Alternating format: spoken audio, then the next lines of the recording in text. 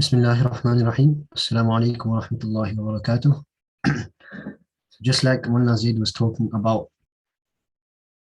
Dawood alayhi salam, now we'll move on to his son, Prophet Sulayman alayhi salam. So in this last story we just talked about, we saw how Sulayman alayhi salam was so wise. Even though he was so young, he was still a very wise person. So now let's talk about the miracles of Sulayman alayhi salam. So Sulayman alayhi salam, he had a lot of miracles. He was very knowledgeable, he was very wise, just like we talked about in the story, and he could understand the birds. So when the birds would speak and they would make sounds, he would be able to understand the birds and what they're saying. He could also control the wind. So what he would do with the wind, he could control it. So if he wanted to go to another place, he would travel in the wind. So he would fly in the wind. He was also very powerful. So like his dad and his father, Prophet Dawood alayhi salam, he was very powerful. And Sulayman alayhi salam had a very, very big army. So he had an army full of humans, birds and jinns. So he had an enormous and gigantic army. So these were a few miracles of Sulayman alayhi salam. Now looking at all these miracles, imagine how powerful of a king he must have been. So Sulayman alayhi salam, he was also a king. So imagine how powerful he must have been, having all these miracles and having all this power. Now once, there's a story regarding an ant and Sulayman alayhi salam. So once Sulayman alayhi salam was traveling somewhere with his huge army, he was going somewhere, and on the way, there was a place where ants used to live. So on the way, there was a place where the ants used to live, and it was in the way of where the army was going. So when Sulayman alayhi salam came near them, he heard an ant say, so we know how small an ant is, and imagine when they speak how quiet it is. But Sulayman alayhi salam, Allah subhanahu wa ta'ala had given him the miracle that he could understand the animals and the ants, and because of this he could hear what the ant was saying and understand it as well. So yes, Sulayman alayhi salam, he also knew the language of the ants. So let's see what happens. So one of the ants, when they saw the army of Sulayman alayhi salam, said, "O ants, Sulayman and his army are coming, his huge army are coming, full of humans and jinns and birds and animals. So hide, because if they come and they can't see us because we're so small, they might crush us and they won't even know that they have crushed us." So this ant went around telling all the other ants that hide, else you might get crushed and you might die and you might get hurt. But when Prophet Sulayman alayhi salam, he heard this, what do you think he did? Sulayman alayhi salam, when he heard this and he heard this ant telling all the other ants to hide and move out of the way, Sulayman alayhi salam smiled and he thanked Allah, because Allah subhanahu wa ta'ala had given him this miracle that he could understand even the smallest insect and the ants. So he thanked Allah subhanahu wa ta'ala for giving him this miracle. Now when we all have many talents, everyone's talented and everyone has so many talents. But when we have these talents and we show these talents to other people, we should always, what should we always do? We should always thank Allah subhanahu wa ta'ala, because it is Allah subhanahu wa ta'ala that gives us these great talents.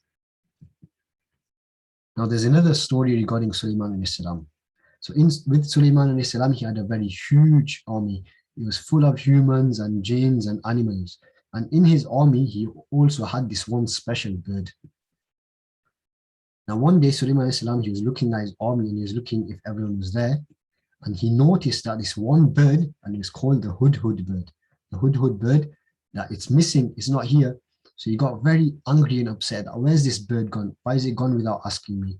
So he became very angry and upset. And he said that when he comes back, then I will sort this bird out. Now a while later, the hudhud bird came back. So he came back to the army and he came back to Sulayman alayhi salam. Well, let's see what happens. So where did this bird go? Sulayman alayhi salam was thinking, where has this bird gone? It's gone away from the army without asking me. So where must it have gone? So let's see where this bird went. So this bird came back to Sulayman alayhi salam and it told him some great news, that I have found out something about a place called Sabah. So there's this place called Sabah, and in this place there's a queen, And this queen has a very, very big throne, and she has a lot of people and a lot of space and a palace. And this queen, she's very, very rich, and Allah subhanahu wa ta'ala has given her everything. She has everything just like you do, and she's been given everything. But even though Allah subhanahu wa ta'ala is the one who has given her everything, instead of worshipping Allah, what she does, she worships the sun. Instead of worshipping Allah who has given her everything, she worships the sun. And all her people as well, they all also worship the sun, which is a very bad thing. Now, why was this? Even though Allah subhanahu wa ta'ala had given her all these bounties and all these great things and these blessings, why was she worshipping the sun? So the reason for this was because Shaytaan tricked her. So Shaytaan, he tricked her and her people. Now Shaytaan had made these people do a very, very bad thing. We can only worship Allah subhanahu wa ta'ala, but instead these people, they were worshipping the sun. This is a very, very bad thing. They thought they were doing a good thing, but in fact, it was a very, very bad thing. This was just a trick of Shaytaan.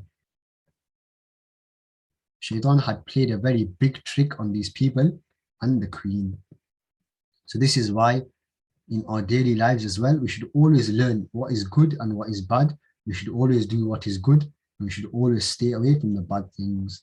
Because Shaytaan will always try to trick us. He's our enemy. He'll always try to trick us and make us do bad things. But we should always be careful. We should always think that what will make Allah pleased with us. And we should always look at everything we do, so Shaytaan can't play a trick on us like he did with the queen and her people. Now, Sulayman salam, once he heard about this, he became very angry and upset that Allah subhanahu wa ta'ala has given this queen and her people all these blessings, but still they worship the sun. How can this be? Sulayman salam, he sent a letter. He sent a letter to the queen, and he told the bird, the hudhud bird, that you take this letter to the queen. So what this bird did, it took the letter to the queen, and the letter told the queen that you need to accept Islam and leave all these wrong things that you're doing and worshipping the sun instead of Allah. Now when the queen got the letter from Sulayman alayhi salam, she read inside it, and in it was written, I begin with the name of Allah, the most merciful. Do not try to fight me because you will lose. Because Sulayman alayhi salam had a massive army. It was full of humans, jinns, and animals, and he had the biggest army anyone could ever have. And he also told her the best thing to do is become Muslim and worship Allah and become obedient to Allah and stop worshipping the sun. Now when the queen read the letter, she asked the people in the palace and the people that were around her, what should we do? So now the people, they answered and they said to her that, O queen, you know how powerful and strong we are. We have a lot of power and a lot of people, so we're very strong. And if you want and you say we'll fight Sulayman salam and his army as well and win, but we will listen to you. If you say to us that we won't fight with them, we won't fight with them. If you say that we'll fight with them, then we're ready to fight with you. Now the queen said, what I'll do instead of fighting with him first, I'll send him beautiful gifts. I'll send him a lot of gifts, and I'll test him and I'll see if he's a true prophet or a fake prophet. So if he takes the gifts, he's not a true prophet. But if he does not take the gifts, then he's a true prophet. So let's see what Sulayman alayhi salam does with the gifts. Now the gifts were on the way to Sulayman alayhi salam, and they reached him. Now when Sulayman alayhi salam saw the gifts, he said to the people that brought them, I do not want these gifts. Take them back. Take them back to your queen, because Allah subhanahu wa ta'ala has given me better than what you are giving. Allah subhanahu wa ta'ala has given me everything I want and even more. He's given me everything. So why should I accept gifts from you when you worship the sun and you don't obey Allah? And he told the people then, go back to your queen and tell her we will attack her with a very, very big army. And when the queen heard about this, she got very scared and she decided to go meet Sulayman alayhi salam. So now the queen, she goes to meet Sulayman alayhi salam. Now whilst this was happening, Sulayman alayhi salam asked his army, who can bring me the throne of the queen? Now this queen, she had a very huge throne. It was so heavy and it was so decorated, and it was made out of gold, and it had jewels and pearls. So it was very, very heavy. So Sulayman asked his army that, who can bring me this throne? Now a jinn in his army said, I can bring this throne to you even before you stand up. I can bring it to you that quick. But another person said that I can bring the throne before you can even blink. That's how fast I can bring it to you. And then Sulayman, he turned around for a moment, and when he turned back, the throne was in front of him. So this person had brought the throne to him. Imagine how quickly he brought the throne. Now, when this happened, Sulayman again, he thanked Allah subhanahu wa ta'ala, and he said, this is a blessing from Allah. He never said, this is because of me and because of my army.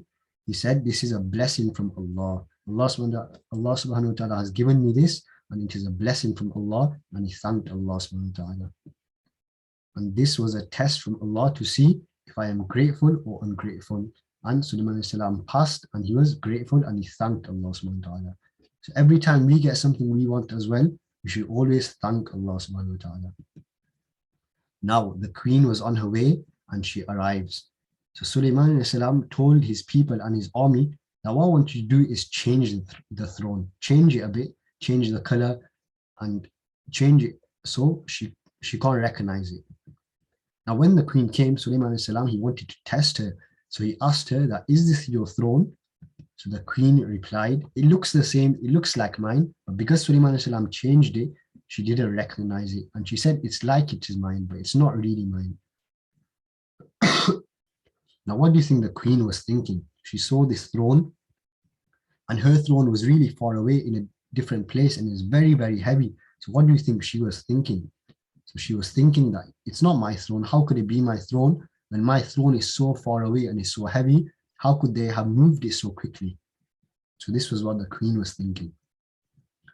Now, this queen with Sulayman she entered the palace of Sulayman and the palace of Sulayman was made out of glass, and underneath this glass there was water running underneath it.